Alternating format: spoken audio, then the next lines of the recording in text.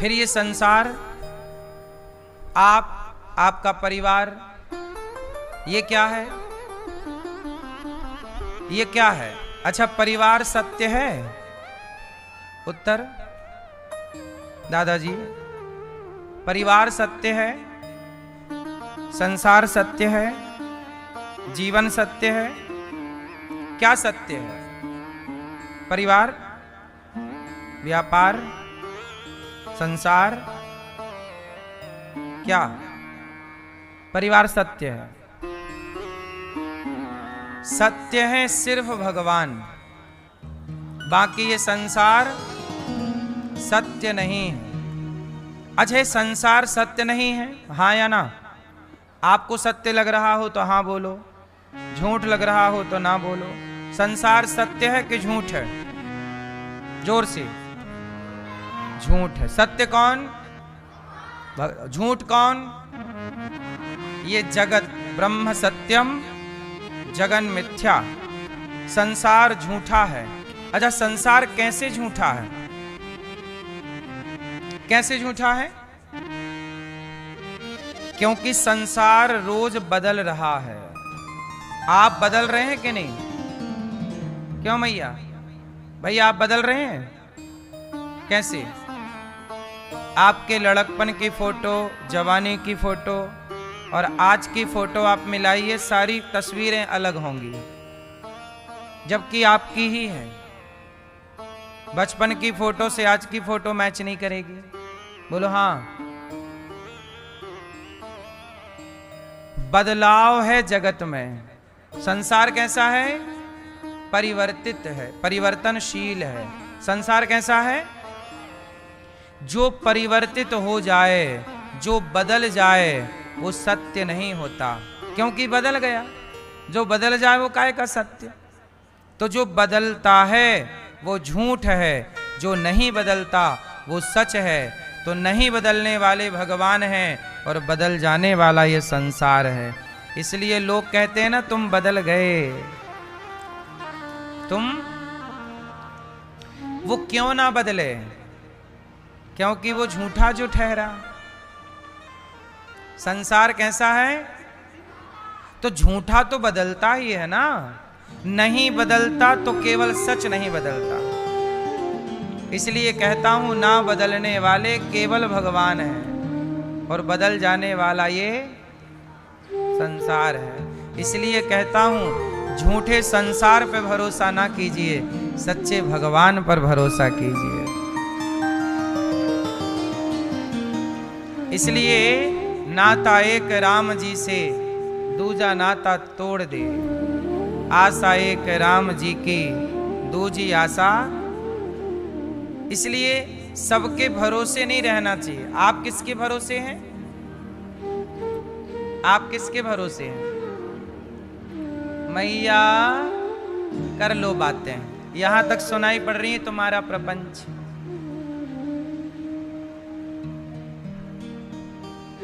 ओ phone वाली मैया, इतना जोर जोर से बता रही हो। ओ पीली मैया, हो गई बात? इतना जोर जोर से प्रपंच, वो भी कक्षा में बैठ के। आवाज आ रही है सबको? जिसको आ रही है हाथ उठाओ। आ रही, बैठो। तो संसार कैसा है? भगवान कैसे हैं? इसलिए भगवान सत्य। इसलिए कहते हैं राम नाम, इसलिए राम नाम सत्य, वही सत्य। और जो पड़ा है मुर्दा वो झूठा। इसलिए कहते हैं राम नाम। ये बात मरने के टाइम बोली जाती है, जबकि ये बात समझने की जीते जी है। जीते जी समझता नहीं है, मरने के बाद चिल्लाता है कि राम नाम सत्य है। अच्छा, किसको सुनाते हैं ये बात कि राम नाम सत्य है? मुर्दे को सुनाते हैं कि मुर्दे के बाद जो जिंदा चल रहे उन्हें सुनाते हैं? पर जो चल रहे हैं वो सुनते कहाँ हैं? और जो सुन नहीं सकता उसकी यात्रा में सुना रहे हैं। इसलिए कहता हूं कि चीजों को जिम्मेदारी से गंभीरता से लिया करो। भगवान सत्य, सच्चिदानंद, सच्चित आनंद। भगवान सबके भीतर हैं, बाहर हैं। अच्छा, भगवान को आपने कहां कहां महसूस किया?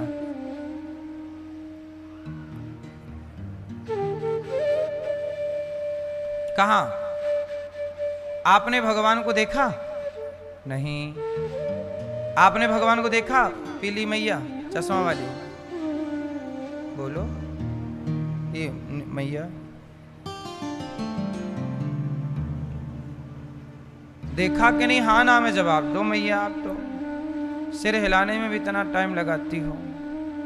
मैया आपने भगवान को देखा? नहीं। आपने नहीं, आपने नहीं, आपने नहीं, आपने नहीं, आपने ना।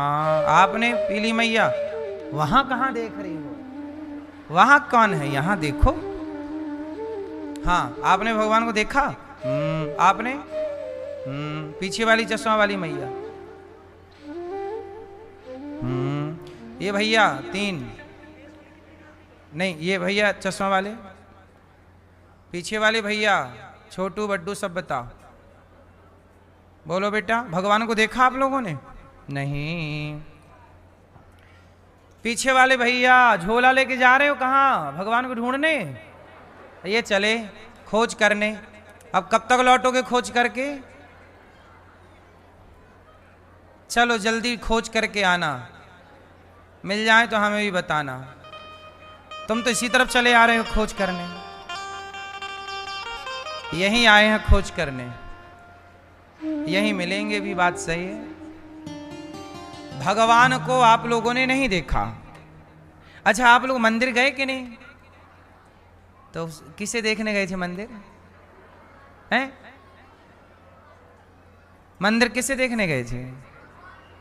भगवान को। और ये कह रही है हमने भगवान को देखा ही नहीं। वो कह भी रही हम मंदिर गए थे। तो मंदिर गए थे तो किसे देखने गए? भगवान को देखने गए। और किसे नहीं देखा? भगवान को नहीं देखा। बनाओ जलेबी, गोल गोल गोल गोल।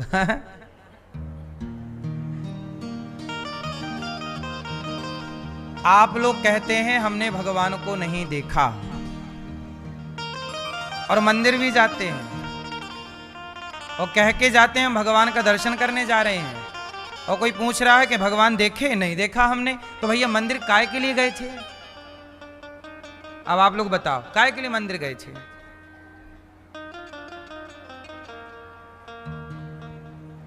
काय के लिए गए थे मंदिर?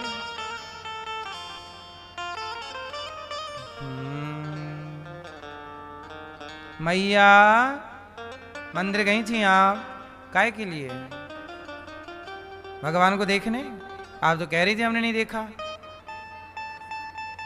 हाँ, सुनो, भगवान को सबने देखा है, सबने। आप सबने भगवान को बार बार बार बार देखा है, पर कह क्या रहे हैं? हमने भगवान को नहीं देखा। हमने देखा है, कह रहे हैं नहीं देखा। इसका मतलब आप झूठ बोल रहे हैं। अब हम आपको बताते हैं कि आपने देखा है। अभी आप खुद कहोगे कि हाँ हमने देखा। अच्छा बताओ, दुर्योधन ने भगवान को देखा कि नहीं? कृष्ण को?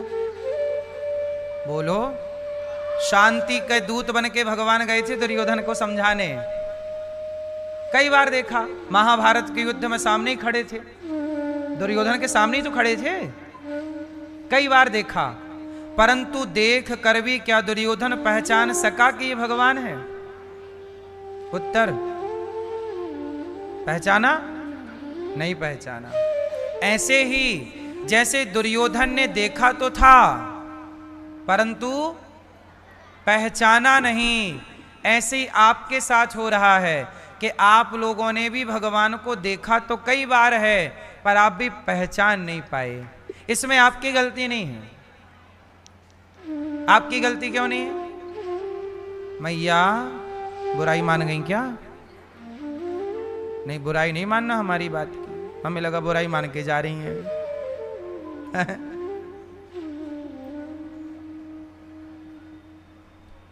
सुनो, दुर्योधन ने कई बार भगवान को देखा, पर सच बताओ पहचान पाया? ऐसे आप भी कई बार देखे हैं पर पहचान नहीं पाए। इसमें आपकी गलती नहीं है। क्यों नहीं है गलती? आपने पढ़ाई नहीं की। कौन सी पढ़ाई? अच्छा देखो ना, माइक्रोस्कोप से बैक्टीरिया दिखते हैं, बोलो हाँ।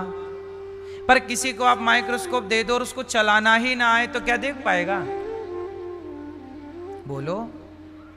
माइक्रोस्कोप से बैक्टीरिया दिखते हैं, पर किसी को आए ना चलाना, उसको देखना, उसके तौर तरीके ना आए, लेंस सेट करना ना आए, तो क्या वो देख पाएगा? होने के बाद भी वो नहीं देख पाएगा। अब नहीं देख पाया तो इसमें माइक्रोस्कोप की गलती है कि उसकी गलती है?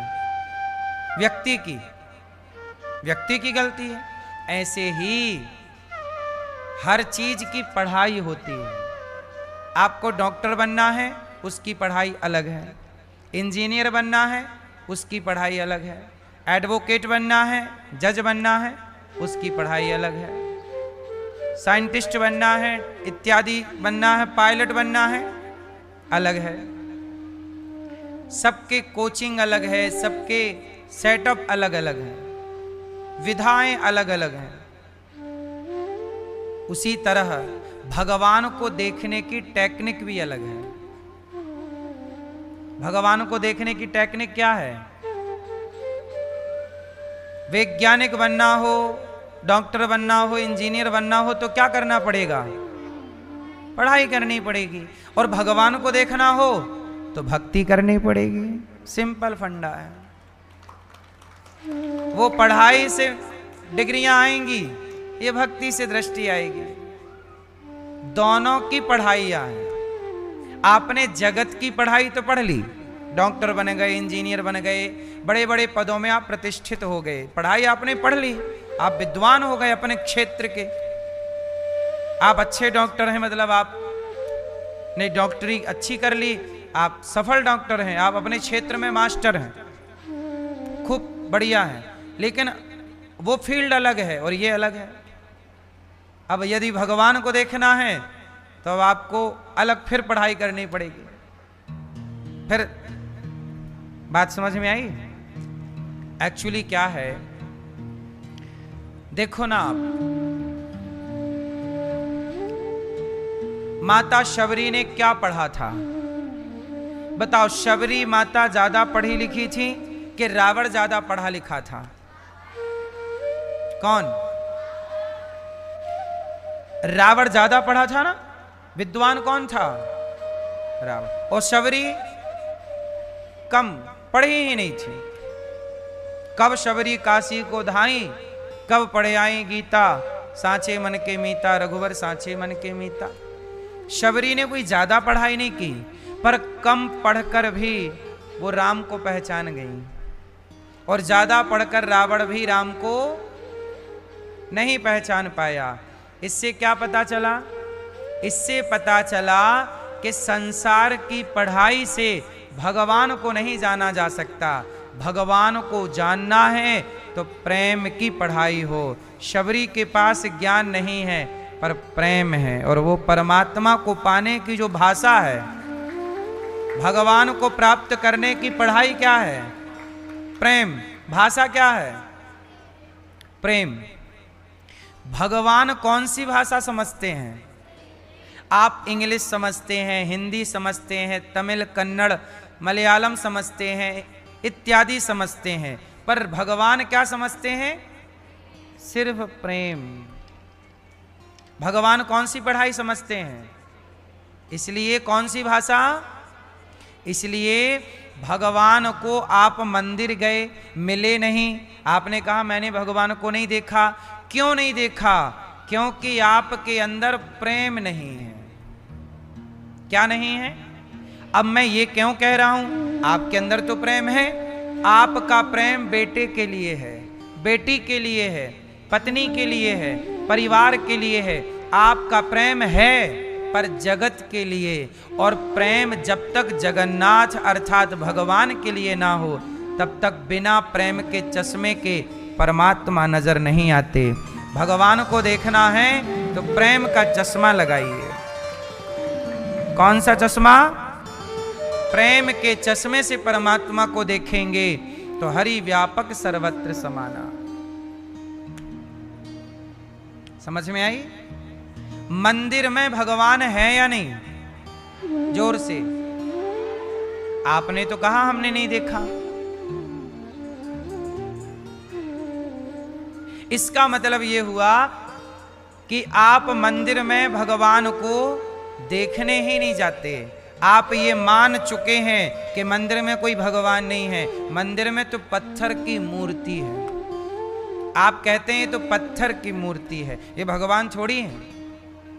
अच्छा बताओ, गंगा माता है या नदी है? बोलो भाई, गंगा तो नदी है। मुसलमानों की आंख से देखोगे तो गंगा नदी है, ईसाई की आंख से देखोगे तो गंगा नदी है, पर सनातनियों की आंख से देखोगे तो गंगा माता है। बात वही है, पर सबका अपना अपना नजरिया है। जब नजर बदलती है तो नजरिए नजारे बदल जाते हैं। सही है? मुसलमान की आंख से गंगा एक नदी है, पर हिंदू की आंख से देखोगे तो वह एक, अब बताओ वो माता है कि नदी है? मानो तो मैं गंगा मां हूं, ना मानो तो बहता। मंदिर में बैठी प्रतिमा पत्थर की ही है। मंदिर में बैठी प्रतिमा पत्थर की ही है, ये बात बिल्कुल सत्य है। परंतु प्रहलाद जैसा भक्त होगा तो उस पत्थर के खंबे से भी भगवान को प्रकट करके रख देगा। जब से प्रहलाद जी ने पत्थर के खंबे से भगवान को प्रकट किया, तब से पत्थर की मूर्ति बना के लोग उसमें श्रद्धा रखते हैं कि प्रहलाद के लिए प्रकट हुए हैं तो प्रभु हमारे लिए भी प्रकट जरूर होंगे। इस भाव से लोग पूजा करते हैं। अब बताओ, ये पूजा करना सही है या गलत है? कुछ लोग तो कहते हैं कि ये भगवान तो निराकार होता है, उसका तो कोई आकार होता नहीं है। जब परमात्मा निराकार है तो फिर उसकी मूर्ति क्यों बनाते हो? निराकार की मूर्ति कैसे हो सकती है? ऐसा कुछ लोग तर्क करते हैं। तो आज मैं आपकी जानकारी के लिए बताऊं, भगवान कैसे हैं। बताओ, भगवान साकार हैं या निराकार हैं? निराकार उसे कहते हैं बेटा जिसका कोई आकार ना हो। अच्छा बताओ, पानी का आकार होता है कि नहीं? पानी का आकार है? कोई आकार नहीं है, कोई आकृति नहीं है। क्या आकार है? अच्छा बताओ, बर्फ का आकार है कि नहीं? बोलो। देखो, ये बच्चे भी समझ रहे हैं हमारी भाषा, और ये बात बहुत गहरी और कठिन बातें हैं, पर हम सरल तरीके से आपको समझा रहे हैं, इसलिए बच्चे भी समझ रहे हैं, वरना इन बातों को समझने में उम्र बीत जाती है। नींद आए जिसको बता देना, हम लोरी सुनाएंगे।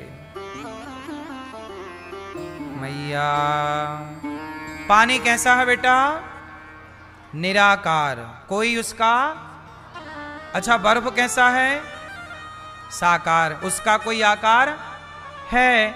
उसी तरह भगवान पानी निराकार है और बर्फ आकार लेता है, साकार है। उसी तरह भगवान निराकार हैं, पानी की तरह। पर जब जरूरत पड़ती है तो पानी बर्फ बन करके क्या हो जाता है? साकार।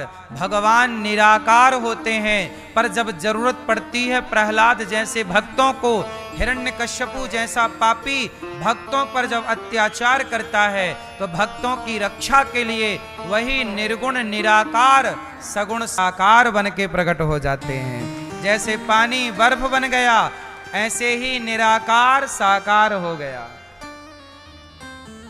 ऐसे ही निराकार। अब कोई सवाल करे कि निराकार साकार कैसे हो सकता है? वैसे ही हो सकता है जैसे निराकार पानी साकार बर्फ बन सकता है, ऐसे ही निराकार परमात्मा। अच्छा, भगवान का एक नाम है सर्वशक्तिमान। बोलो, भगवान का एक नाम क्या है? अब बताओ, सर्वशक्तिमान किसे कहते हैं? जो सब कुछ कर सके, जो सब कर दे, उसे क्या कहते हैं? बोलो भाई, शक्तिमान आप किसे कहोगे? जो ये काम कर ले और ये काम ना करे, क्या वो सर्वशक्तिमान है? अरे सर्वशक्तिमान वो है जो सब कुछ करे। अब सुनो, अब एक बात समझने की है कि भगवान चाहें तो निराकार हो जाएं, बोलो हाँ, और चाहें तो साकार हो जाएं। यदि वो निराकार हो गए और साकार हो गए तब तो वो सर्वशक्तिमान है, और वो निराकार रहे और साकार ना हुए तो काय के सर्वशक्तिमान? बोलो हाँ। तो हम लोग जिस परमात्मा की पूजा करते हैं वो भगवान सर्वशक्तिमान है या नहीं?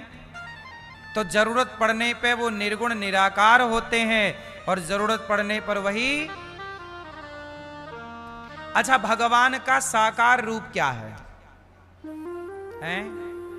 हाँ, आप बताइए भगवान के साकार रूप का नाम, एक दो नाम गिना दो हमें आप, साकार रूप के नाम, जोर से, तीनों मिलके बताओ। चलो,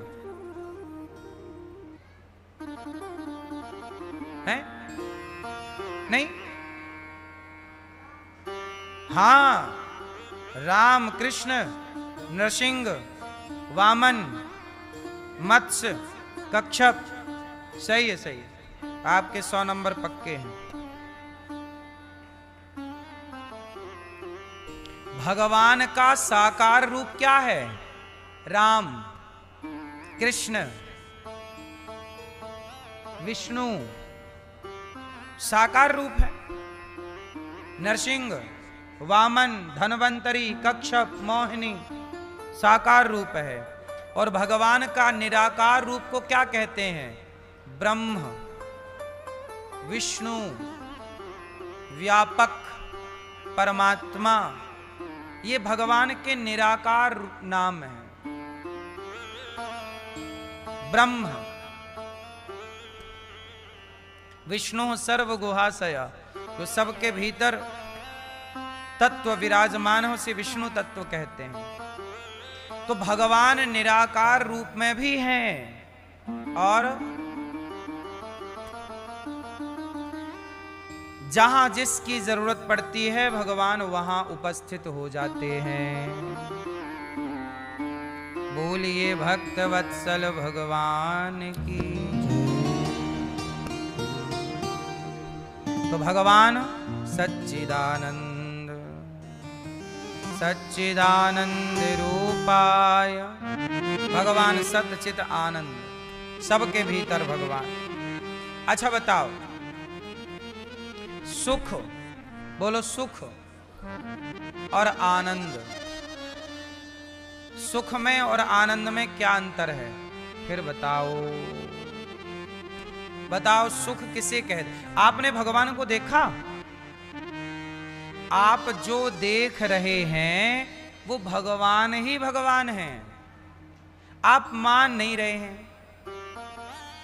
ये मूर्ति है, आप कह दो कि ये प्रतिमा है, हाँ प्रतिमा है, पर प्रतिमा में भी, अच्छा ये बताओ, आपके मोबाइल में, आपके मोबाइल पे आपके माता की फोटो है या नहीं? सुनो, अब यहां सुनो, शाम को खूब डिस्कशन करना।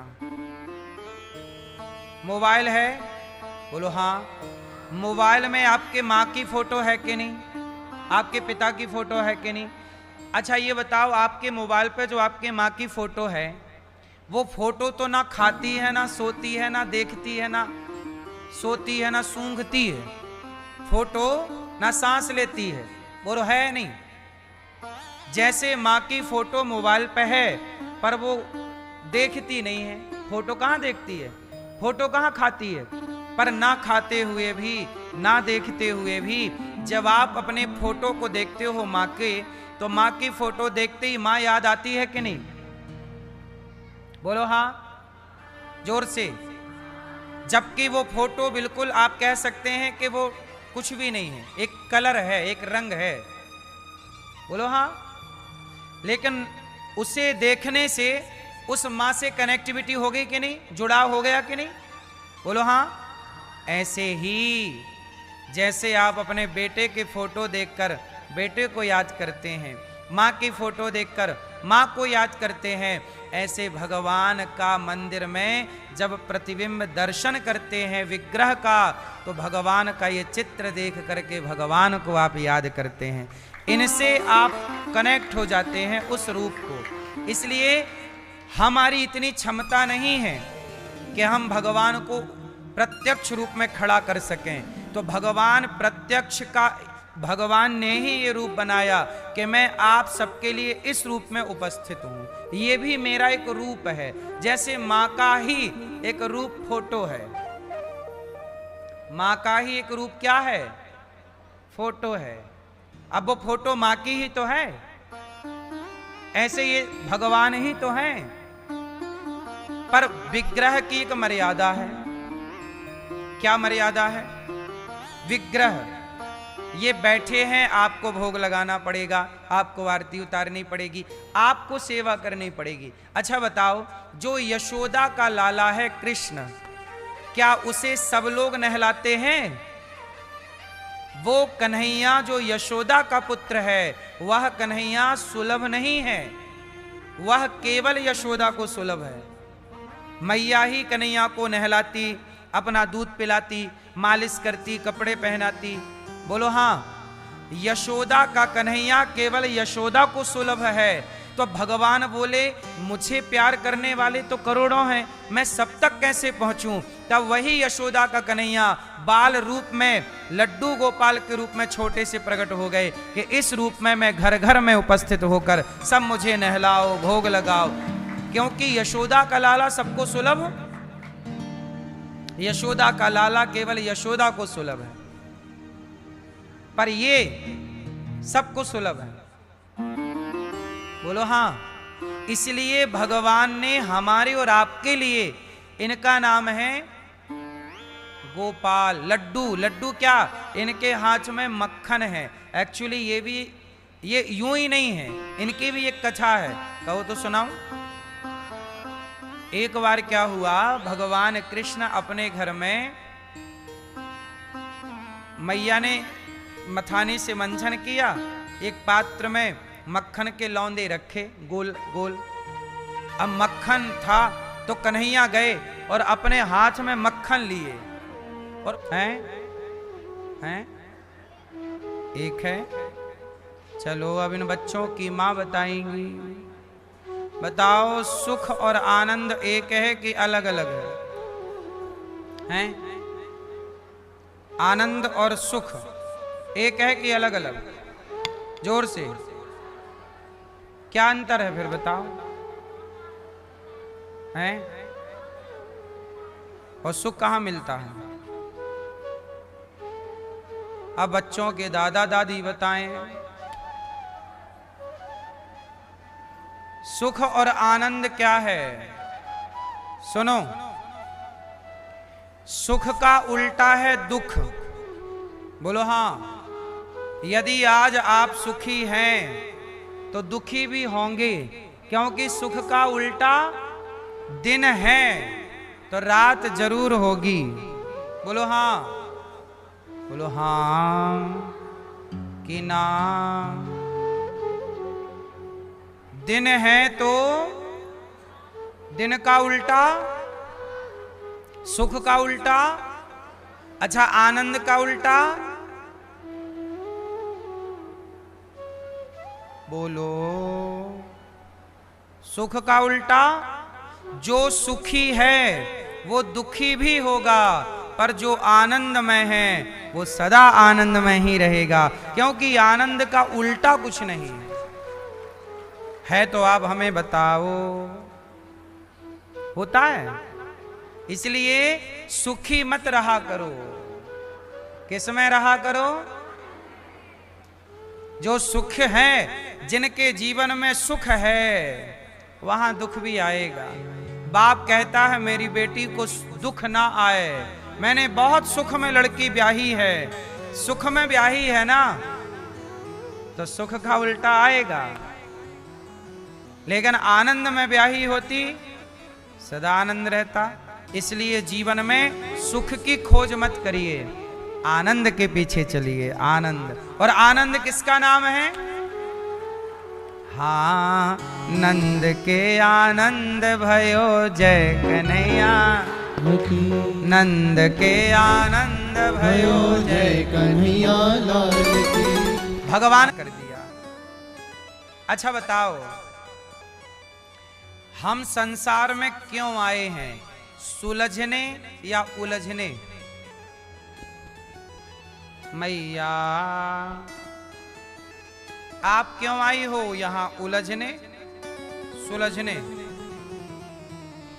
मैया क्या बोलती तू?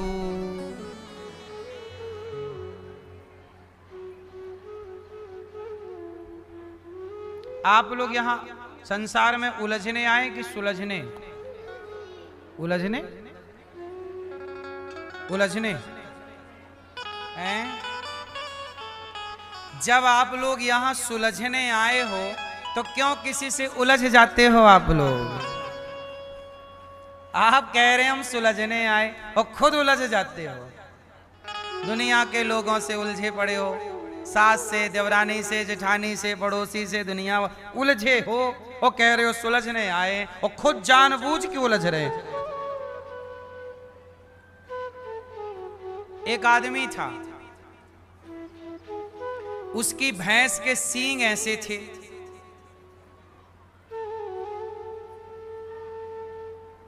एक दिन उसने बैठे बैठे देखा कि मेरा सिर सींग में घुसेगा कि नहीं, नाप का है कि नहीं। तो भैंस बैठी पगुरा रही थी। पगुराना समझते हो? जुगाली। भैंस मुंह नहीं चलाती, भैंस चला रही थी, मुंह जुगाली कर रही थी, पगुरा रही थी। अब ये साहब सोचे कि भैंस को देखूं कि मेरे नाप का इसका सींग है कि नहीं। तो बैठी थी, ये गए और उन्होंने अपना सिर उसके सींगों में डाला कि देखें तो सही कि नाप लग रहा बिल्कुल नाप का है। गए, डाला तो सचमुच बिल्कुल इनका सिर अंदर चला गया। फिर ये बाहर ले आया, वाह मैं कह रहा था कि मेरा सिर बिल्कुल इसके नाप का, बिना इंची टेप के मैंने आंखों से नाप लिया, देखा मेरी बात।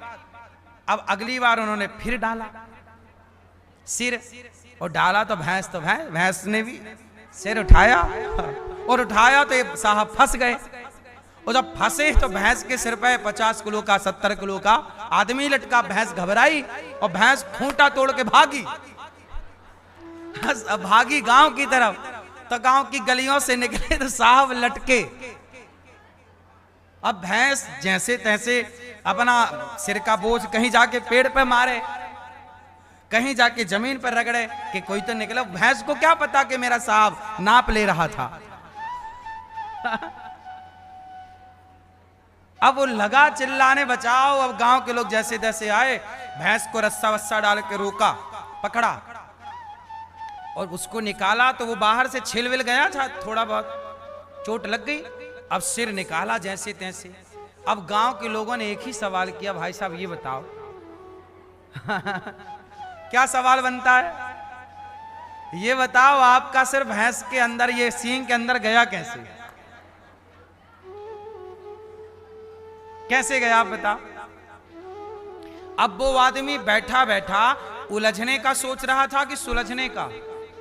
ऐसे ही आप लोग बैठे बैठे सोचते रहते, किससे उलझूं, किससे उलझूं, किससे अपनी टंगड़ी फंसाऊं, है ना। कोई बात ना हो तो सास से उलझ लो।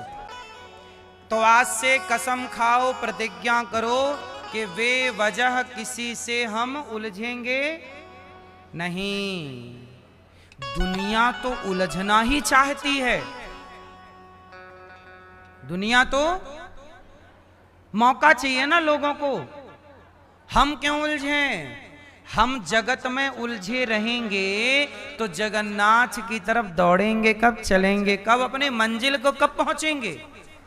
समझदार व्यक्ति उलझता नहीं है, मूर्ख व्यक्ति उलझता है।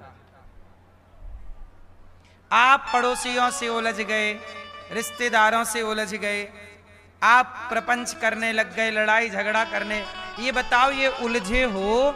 अब ये बताओ कि ये समझदार व्यक्ति उलझता है? समझदार व्यक्ति चुपचाप अपना काम करता है।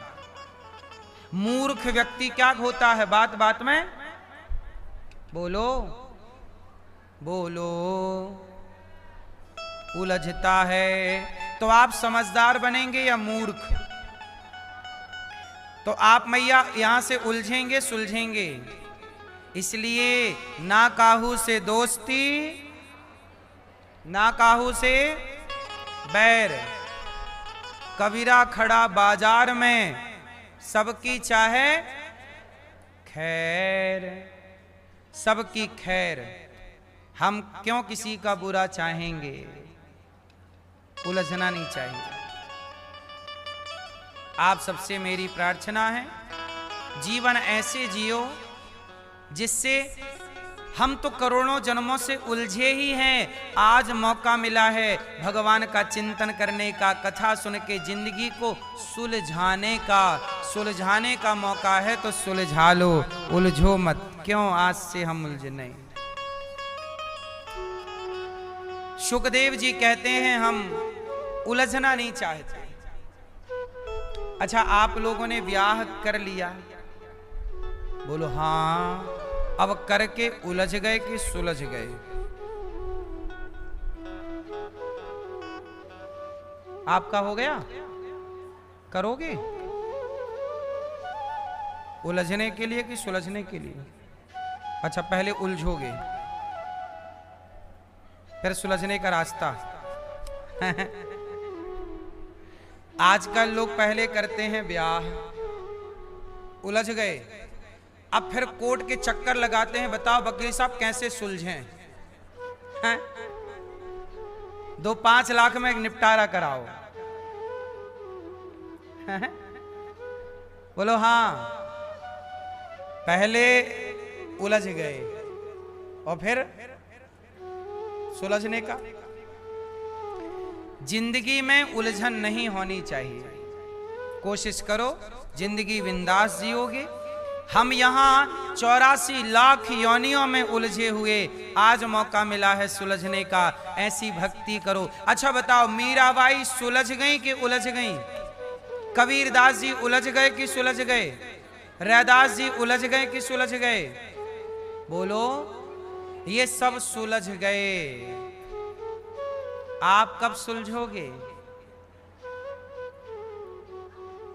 अब मैया बुढ़ापा आया, धीरे धीरे सबसे सारी गांठें खोलो, सारी गांठें खोलो और अब मुक्ति की ओर चलो। किसकी ओर चलेंगे? मोक्ष की ओर, मुक्ति की ओर। अब उलझना नहीं है। सुखदेव जी बोले मैं नहीं उलझता। ऐसे सुखदेव जी को हम प्रणाम करते हैं। सूत जी आए नैमिषारण्य में, शौनकादि ऋषियों ने कहा महाराज आपकी जय हो, पर ये बताओ आप क्यों आए? अर्थात आप आए हैं हमें कथा सुनाइए। भक्ति ज्ञान विरागाप्तो विवेको वर्धते महान, माया मोह निरासश्च वैष्णवे क्रियते कथम। हमें ऐसी कथा सुनाओ कि हमारी भक्ति बढ़े, ज्ञान बढ़े, वैराग्य बढ़े। सूत जी ने कहा अच्छा ठीक है, हम आपको सुनाते हैं। भक्ति बढ़ेगी, ज्ञान बढ़ेगा, वैराग्य बढ़ेगा। सुनो, भागवत देवताओं को भी दुर्लभ है। स्वर्ग के राजा भी अमृत का कलश लेकर आए, कहा हमें भागवत सुनाओ। सुखदेव जी ने उनको भागवत नहीं सुनाई। ये भागवत नारद जी ने भक्ति महारानी को सनकादियों के द्वारा जब सुनवाई तो भक्ति का दुख दूर हो गया।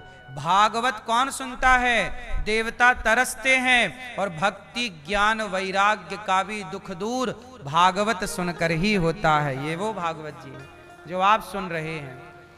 अच्छा, यहां एक सवाल खड़ा हुआ। सनकादियों से नारद जी ने प्रश्न किया। नारद जी ने कहा, महाराज ये बताओ, भागवत सुनने से पुण्यात्मा की तो मुक्ति हो जाएगी, क्या पापी व्यक्ति भागवत सुन के तर सकता है? माना कि हम बहुत बड़े पापी हैं, तो पापी तो हैं, अब क्या करें कि पाप समाप्त हो जाए? भाई पाप हमने माना कि कर लिए, अब कर तो लिए, अब क्या करें कि ये पाप कट जाएं? तो भैया पाप कट जाएं, क्या करें? क्या करें कि पाप समाप्त हो जाएं? अच्छा बताओ, अंधकार समाप्त करने के लिए क्या करना चाहिए? हैं? प्रकाश कर दीजिए, दिया जला दीजिए, अंधकार मिट जाएगा। जैसे दीपक जलाने से अंधकार समाप्त होता है, ऐसे भागवत सुनने से पाप समाप्त हो जाता है और व्यक्ति हो जाता है निष्पाप। अच्छा सुनो, कोई पाप से मुक्त हुआ?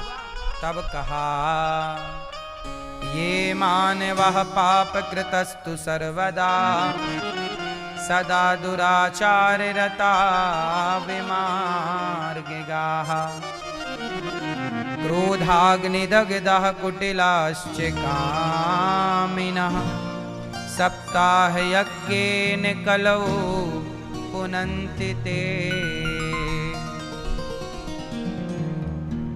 ये मानवः पापकृतस्तु सर्वदा सदा दुराचार रता विमार्गिगाः क्रोधाग्निदग्धः कुटिलाश्च कामिनः सप्ताह यज्ञेन कलौ पुनन्ति ते। बोलो हाँ, कितना भी बड़ा पापी हो, वह पापी किससे मुक्त होगा? बोलो। कोई हुआ? अब इसकी एक कथा सुनाई, सुनो। तुंगभद्रा नदी के किनारे एक गांव था। उस गांव में एक पंडित जी रहते थे। पंडित जी का नाम था आत्मदेव, उनकी पत्नी का नाम था धुंधली। आत्मदेव जी के कोई संतान नहीं थी। संतान की कामना के लिए बहुत पूजा की, पाठ किया, जप किया, तप किया, पर कोई संतान नहीं हुई। तब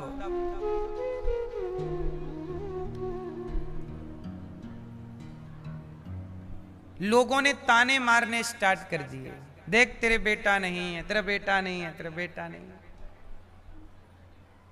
आत्मदेव जी को बड़ा बुरा लगा कि सब मुझे ताने मारते हैं। एक दिन जंगल चले गए, बोले मैं आत्महत्या कर लूंगा। आत्मदेव जी आत्महत्या करने चले, एक बड़ी चट्टान पर खड़े हो गए, ऊंचाई पर। वो कूदना चाहते थे कि मर जाऊंगा तो लोग ताने नहीं मारेंगे। तभी एक संत जी ने देखा कि कोई आत्महत्या करना चाहता है, तो एक संत जी अकस्मात प्रकट हो गए। क्योंकि आत्मदेव जी ने भक्ति की, तो भक्ति कभी मिथ्या तो होगी नहीं, उसका फल तो मिलेगा। तो भक्ति के प्रभाव से एक संत जी ने रोका, अरे रुको रुको रुको, क्या हुआ? हे ब्राह्मण देव, ये क्या कर रहे हो आप? मैं देख रहा हूं तुम आत्महत्या करने का प्रयास कर रहे हो। आत्महत्या करना पाप होता है। तो संत के चरण पकड़ के आत्मदेव जी रोने लगे, महाराज मैं क्या करूं, मुझे कोई बेटा नहीं है, बड़ा पूजा पाठ जप तप खूब किया, संतान नहीं है। संत जी बोले, राम राम राम राम राम राम, मुझे तो लगा कि तू भगवान के लिए तड़प रहा होगा, रो रहा होगा, पर तू बेटे के लिए तड़प रहा है। अब यहां संत जी ने जो बात कही, आप कहो तो मैं जरा सी सुना दूं आपको। संत जी ने कहा कि आत्मदेव, तू बेटे के लिए रो रहा है, अच्छा ये बता, बेटे को पा करके तू क्या करेगा? बोले मैं सुखी हो जाऊंगा।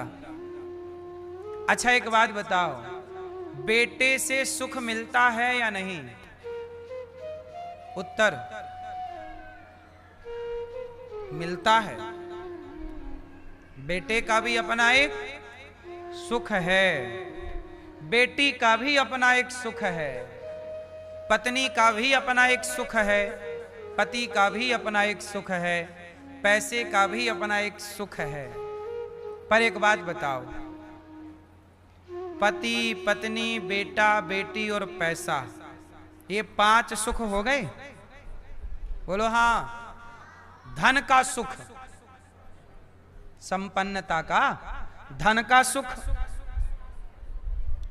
और पत्नी का पति का सुख, बेटे का बेटी का सुख। अच्छा बताओ, ये 5 सुख हो गए, बताओ सबसे बड़ा सुख कौन सा है? ये मैया बताएंगी, हमारी चश्मा वाली मैया पीली। बताओ मैया, सबसे बड़ा सुख क्या है?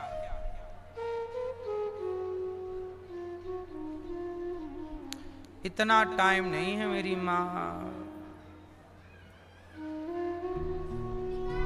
सबसे बड़ा सुख आप बताओ सब लोग।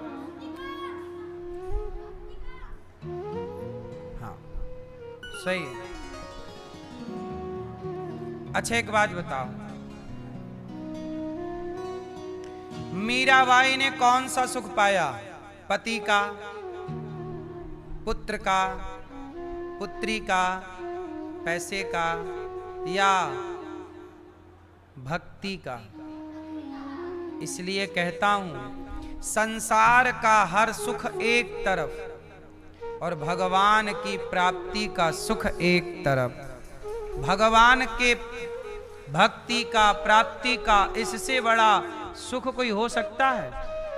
लेकिन संसार का सुख इतना अच्छा है कि ये अपने में फंसा के रखता है भगवान की ओर बढ़ने।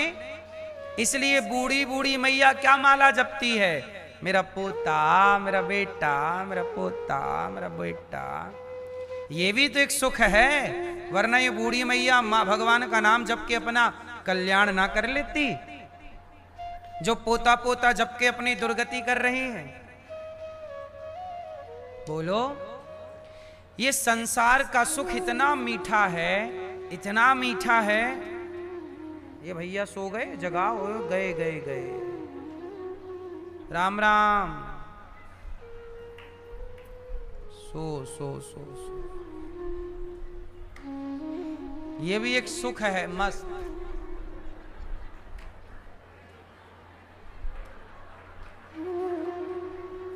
अच्छा है। ये भी एक सुख है, सोने का सुख, निद्रा। इसलिए 6 महीने सोता था। कौन? सोने का भी अपना सुख है। रजाई ओढ़ो सो जाओ। बोलो हाँ। अच्छा सुनो, संसार में सारे, अच्छा संसार में सुख क्यों है? संसार में सुख क्यों है? मैया, लॉलीपॉप ना होता तो आप बच्चों को बुद्धू कैसे बनाती?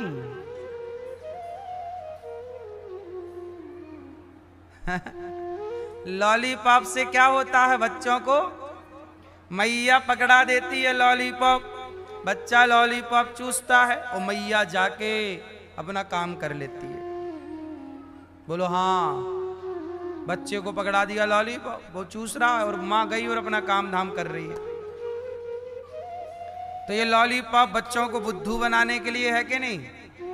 बोलो हाँ। पर बच्चों को लगता है मजा आ रहा है, मीठा लग रहा है, अच्छा लग रहा है। अब बच्चों को ये बात तब तक समझ में नहीं आएगी जब तक उनके बच्चे नहीं होंगे। बोलो हाँ। लॉलीपॉप से बुद्धू बनाया जाता है, ये बात बच्चों को कब तक समझ में नहीं आएगी? जब तक उनके बच्चे नहीं होंगे। ऐसे ही है, संसार का सुख क्या है? लॉलीपॉप, भगवान अपने से दूर करने के लिए संसार का सुख देते हैं। भगवान संसार का सुख एक तरफ रख देते हैं और अपने आप को दूसरी तरफ रख देते हैं। एक तरफ लॉलीपॉप रखा है, दूसरी तरफ माँ बैठी है, सामने बच्चा है। अब ये बच्चे को डिसाइड करना है कि लॉलीपॉप की तरफ बढ़ेगा कि माँ की तरफ बढ़ेगा। बोलो, बच्चा किसकी तरफ बढ़ता है? बच्चा अपनी माँ छोड़कर किसकी तरफ भागा? लॉलीपॉप की तरफ। वो लॉलीपॉप में सुख ढूंढ रहा है, मजा ढूंढ रहा है। जबकि माँ होगी तो ऐसे सैकड़ों लॉलीपॉप होंगे, और माँ ही नहीं होगी तो लॉलीपॉप का करोगे क्या? ऐसा ही है कि भगवान होंगे तो संसार का हर सुख खूब होगा, भगवान ही नहीं होंगे तो संसार के सुख का करोगे क्या? इसलिए संसार अपनी ओर खींचता है। संसार में सुख क्यों है? ताकि आप उलझे रहें। मीरा जैसे लोग संसार के सुख को छोड़कर जब आगे भगवान की ओर बढ़ते हैं, तब सदियों तक लोगों की जबान पर मीरा का नाम होता है। युगों युगों तक लोग शबरी को याद करते हैं, क्योंकि शबरी ने संसार के सुख को नहीं चुना, उन्होंने भक्ति के सुख को चुना है। मैया, चुनाव तो आप भी कर सकती हो। संसार का सुख चुनना है या भक्ति का सुख चुनना है? आप लोग चुनती क्या हो? बुढ़ापा आ गया, हाथ में डंडा आ गया, फिर भी मैया मेरा पोता बड़ा सुख मिल रहा, पोता मेरा पोती मेरा, उलझी रहो। फिर खाना वहां डंडे यमदूत के, तब आएगी अक्कल। कह रहे हैं कर लो भजन, कह रहे हैं लगा लो मन भगवान में, लेकिन नहीं। देखो मैया, देखो कैसे मोबाइल चला रही है, ऐसे नीचे रख के।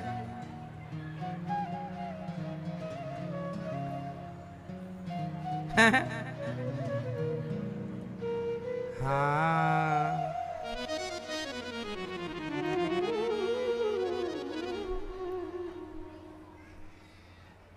सुनो, समझदार वो है जो संसार के लॉलीपॉप में उलझता, बेवकूफ वो है जो संसार में, संसार इतना अच्छा है ना साहब, भगवान ने इतना सुख भर दिया है संसार में। बोलो हाँ, संसार में इतना सुख है कि रावण जैसा ज्ञानी स्त्री के सुख के लिए पागल हो गया। बोलो हाँ, रावण जैसा ज्ञानी किसके लिए पागल हो गया? स्त्री के सुख के लिए। ज्ञानियों की बुद्धि भी मारी जाती है, संसार में इतना सुख है। स्त्री का सुख, पुरुष का सुख, ये सुख के लिए ही ना लोग, पुरुष कितने पुरुष वैश्याओं के पास जाते हैं पैसे दे दे के। इसलिए ये जगत इतना सुख वाला है कि आपका जी ही नहीं करता, चित्त नहीं लगता भगवान की तरफ, क्योंकि भगवान की ओर चलने में थोड़ा परिश्रम है। अब परिश्रम कौन करे? सबको मजा चाहिए, आनंद चाहिए, उलझे रहो। इसलिए नरक भरे हैं, स्वर्ग वैकुंठ खाली है। आप ही बताओ कि लोगों का मन किस तरफ ज्यादा है? चलो, जवानी में मन लगा आपका जगत में, कोई बुरी बात नहीं, ठीक है, लगता है, पर जरा सोचिए ना, संसार का सुख बूढ़े बूढ़े स्त्री पुरुषों को बेवकूफ बना रहा है। जो मैया कल मरने वाली है, बिल्कुल बुढ़ी से बुढ़ी, उसका भी मन लगा है अभी रुपया में, उसका भी मन जगत में। ये नहीं कि चित्त बैठ के राम राम जप ले क्योंकि कल मर जाएगी, चिंतन करे श्री कृष्ण गोविंद हरे मुरारी, नहीं, अभी कल मरना है, पर आज भी उसका मन संसार में ही उलझा है। बताओ, इससे बड़ी माया क्या होगी? ये सदगति है या दुर्गति है? जो नहीं है तुम्हारे हाथ में तो है नहीं, हमारे हाथ में भी नहीं है। जो है दशरथ जी के हाथ में, क्या राम का वनवास जाना या ना जाना, क्या कुछ भी दशरथ जी के हाथ में था? वो तो विधि के विधान में था। मैं आज की तारीख में यहां बैठा हूं, ये मैं अपनी इच्छा से नहीं, ये मेरे विधि के विधान में ये तारीख आज की आपके लिए निश्चित है, और आपकी तारीख आज यहाँ के लिए निश्चित परमात्मा ने की है। ये विधि का विधान, आप अपने से आए नहीं, वो विधि ने आपको तय करके यहाँ बुलाया है। आपको क्या लगता है आप आ गए? नहीं, आप आते नहीं हैं, हम चलते नहीं हैं। भगवान हमें उसी ओर चलवाते हैं जिस ओर उन्हें चलवाना है। कहते हैं ना, दाने दाने में लिखा है खाने वाले का नाम। आपके नाम का दाना पानी यहां है तो आप आ गए, खत्म हो जाएगा चले जाओगे। ऐसे ही है इस संसार में, ये तय भगवान करते हैं कि कौन कहां कितने दिनों के लिए जाएगा। ईश्वर की डायरी में लिखा होता है, अनिरुद्धाचार्य को भेजा जा रहा है, इतने दिन रहेगा, ये काम करेगा, कार्य करके वापस इस तारीख को आना है। मेरे जाने की भी तारीख निश्चित है, बस मुझे पता नहीं है, पर मुझे ये बात तो पता है कि मुझे जाना है। ये बात आपको भी पता है कि जाना, किस दिन जाना है ये पता किसी को नहीं है, परंतु जाना है ये पता है। बोलो। इसलिए ये पूरा क्रम, इसलिए कहता हूं भगवान ने जो दिया उसमें खुश रहो, ज्यादा परेशान होने की जरूरत नहीं। आत्मदेव जी ने कह दिया कि हमें बेटा चाहिए। संत जी ने रोका कि बेटे के चक्कर में ना पड़ो, माने नहीं। संत जी से कहा बेटा तो चाहिए, तो संत जी ने एक फल दे दिया, कहा पत्नी को खिलाना। पत्नी ने खाया नहीं, धुंधली ने गाय को खिला दिया, तो गाय को एक बच्चा हो गया, उसका नाम रखा गौकर्ण। क्या नाम रखा? और धुंधली की बहन को एक बच्चा हुआ, उसका नाम रखा धुंधकारी। और धुंधकारी और गौकर्ण दोनों एक साथ बड़े होने लगे, तो धुंधकारी बड़ा दुष्ट हुआ और गौकर्ण जी बड़े ज्ञानी हुए।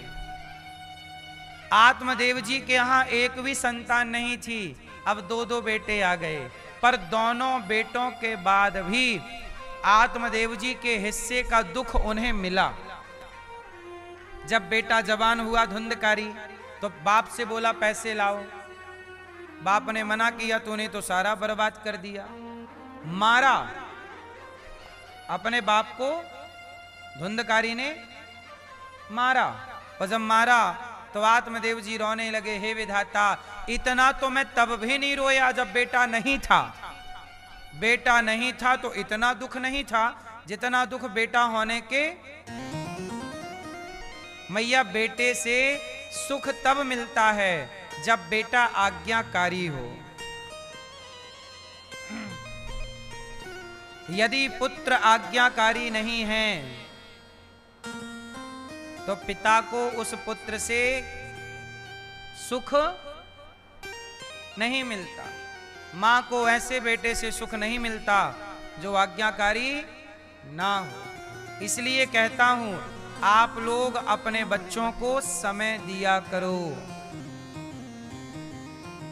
बच्चों का निर्माण, शारीरिक निर्माण तो भगवान कर ही देते हैं।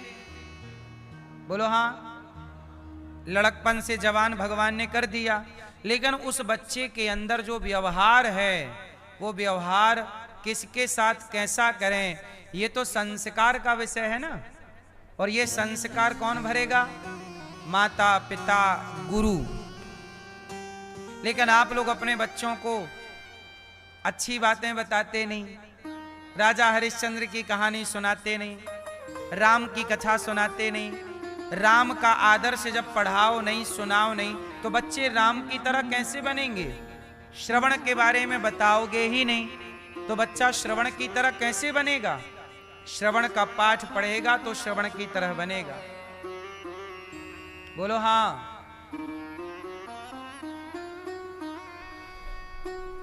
इसलिए माँ बाप, आप लोग यदि अपने बच्चों को, जैसे आपका बेटा जवानी में बिगड़ गया, बेटी जवानी में बिगड़ गई, तो फिर मैया दौलत का क्या करोगी? आपकी संपत्ति आपके बच्चे हैं, उन्हें योग्य बनाओ, लायक बनाओ कि वह देश के काम आए, मातृभूमि के काम आए, समाज के काम आए। अपना पेट तो कुत्ता बिल्ली भी भर रहे हैं, नहीं भर रहे हैं? अपने बारे में पशु पक्षी भी सोच रहे हैं। पर आपकी संतान कैसी हो? सबका हित करने वाली हो। सर्वे भवन्तु सुखिनः, सबका हित करने वाली हो। अपना हित तो सब करते ही करते हैं, औरों का हित। गौरी गोपाल आश्रम में 314 वृद्ध माएं रहती हैं। इन माओं को यहाँ रखना, दवाई करना, उनकी इलाज कराना और माओं के समय पे नाश्ता देना, भोजन देना, ये सब जिम्मेदारी है या नहीं? बोलो, ये दास अनिरुद्ध वो जिम्मेदारी निभा रहा है कि नहीं? सेवा सबकी करो, अपने आप को इतना बेहतर बनाओ कि हम सबके काम आए। आपसे समाज को कुछ प्राप्त होना चाहिए। यदि आपने समाज को कुछ नहीं दिया तो आपके होने का अर्थ क्या निकला? फिर आप हैं लेकिन आपने समाज को कुछ दिया ही नहीं। गौरी गोपाल आश्रम में माताएं रहती हैं, उनकी सेवा, इसलिए हम आपसे भी कहते हैं आप भी माताओं को भोजन बंटवाओ। आप भी आज का नाश्ता, आज का भोजन, कल का नाश्ता, कल का भोजन, कि हमारी तरफ से भी हम माँओं को अन्नदान करेंगे। हम भी किसी माँ के काम आएंगे। जिन माँओं को अपने बच्चों ने निकाला है, सहारा ना दिया, ऐसी माँओं की सेवा हम करेंगे। गौरी गोपाल गुरुकुल में 150 बच्चे पढ़ते हैं। आप लोग कितने बच्चों के बारे में सोचते हैं? आपके 2, 4, 5 बच्चे होंगे, 6 बच्चे होंगे। आप सारी जिंदगी अपने 2, 3 बच्चों के बारे में सोचते हैं, उन्हीं के बारे में सोचते रहते हैं, उन्हीं के लिए कमा कमा के रखते हैं। आपके अंदर इतनी क्षमता है कि आप 2 अपने बच्चों का भी पालन कर सकते हैं और 2 किसी और बच्चों को पढ़ा लिखा के योग्य बना सकते हैं। चाहे तो आपके अंदर इतनी क्षमता है, पर आपकी इच्छा शक्ति भी तो होनी चाहिए। गौरी गोपाल गुरुकुल में मेरे पास 150 बच्चे हैं। इन बच्चों को रखना, पढ़ाना, लिखाना, इन बच्चों के लिए शिक्षक रखना। 8 शिक्षक हैं हमारे पास बच्चों के लिए, और शिक्षकों की सैलरी यहां से जाती है। एक शिक्षक को, किसी को 50,000 रुपये महीना, किसी को 40,000 रुपये महीना, किसी को 30,000 रुपये। ये शिक्षकों को हम देते हैं। 8 शिक्षक हैं। किसके लिए? ये बच्चे यहाँ निःशुल्क पढ़ते हैं, 1 भी रुपए नहीं लेता हूं मैं सोचता हूं कि मैं कमा करके यदि बच्चों को पढ़ाया, लिखाया, योग्य बनाया, तो मर करके जाऊंगा तो भगवान को मुंह दिखाऊंगा ना कि मैं अच्छा करके आया हूं, मैंने बुरा नहीं किया। ये मेरी तैयारी मरने के बाद की है। जीते जी तो रोटी मिल ही जाएगी, पेट भर ही जाएगा। आपको भी तो ईश्वर को मुंह दिखाना ही पड़ेगा। तो क्या मुंह दिखाओगे? क्या करके आए हैं? केवल शराब की बोतलें खोलते रहे, मुर्गा मीट खाते रहे, पराई नारी के संग क्लबों में जाके नाचते रहे, क्या कहोगे? इसलिए धर्म करो साहब। आप भी कुछ बच्चों को, गौरी गोपाल गुरुकुल के बच्चों को, आप भी उनको भोजन कराने में, उनकी शिक्षा में थोड़ा थोड़ा योगदान कर सकते हैं कि एक दो बच्चों की शिक्षा मैं अपनी ओर से करूंगी, दो बच्चों को, एक बच्चे को आप गोद लीजिए कि साल भर एक विद्यार्थी को हम अपनी ओर से पढ़ाएंगे और भोजन कराएंगे। ये थोड़ी थोड़ी हेल्प है आप सबकी। मदद किसे कहते हैं? कर सकते हो, करने योग्य हो तो जरूर करना। अभी हम एक विद्यालय और बना रहे हैं, कक्षा 1 से लेके 12वीं तक। अभी उस विद्यालय का काम चालू हो चुका है, नक्शा पास होने चला गया, ड्राइंग तैयार हो गई, काम धरती पर भी स्टार्ट होने वाला है।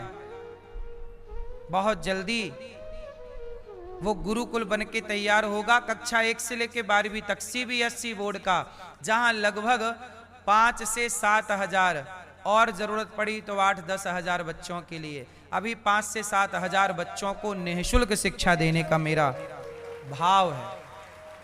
मैं कमा सकता हूं, देखो जब तक ताकत है आप भी पैसे खूब कमाओ, खूब पैसा कमाओ और पैसा कमा के उसका सही उपयोग करो। जब तक ताकत है कमाएंगे। यदि मेरे द्वारा मेहनत करके कमाए हुए पैसे से मैं बच्चों को शिक्षित बना दूं, सेवा कर लूं। अब देखो ना, गौरी गोपाल रसोई चल रही है, आप में से कितने लोगों ने प्रसादी पाई? आप यहाँ से पहले गाँव में रहत रहे हैं। गांव में? हाँ। तो गांव में कैसे आपका रोटी की व्यवस्था होती थी? चलत रही से जागर चलत रिश्ता।